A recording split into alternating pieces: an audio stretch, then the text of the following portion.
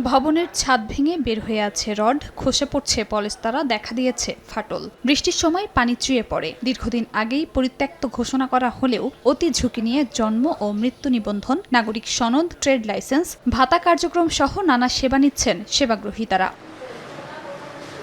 মানিকগঞ্জের ঘিওর উপজেলার বড়টিয়া ইউনিয়ন পরিষদের এই পরিত্যক্ত ভবনটি যে কোনো সময় ভেঙে পড়ে ঘটতে পারে দুর্ঘটনা। এমন অবস্থায় নতুন ভবন নির্মাণের জন্য দাবি স্থানীয়দের।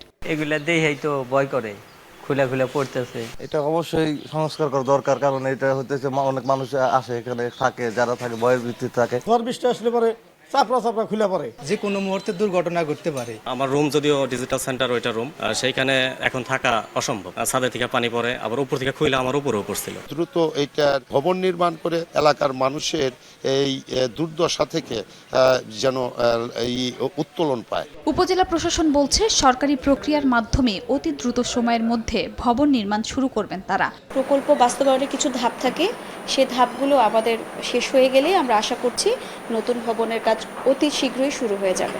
বড়টিয়া ইউনিয়নের তথ্য মতে 1973 সালে পরিত্যক্ত ভবনটি নির্মাণ করা হয়। বর্তমানে ভবন নির্মাণের জন্য 25% জমি সহ প্রশাসনিক অনুমোদন রয়েছে।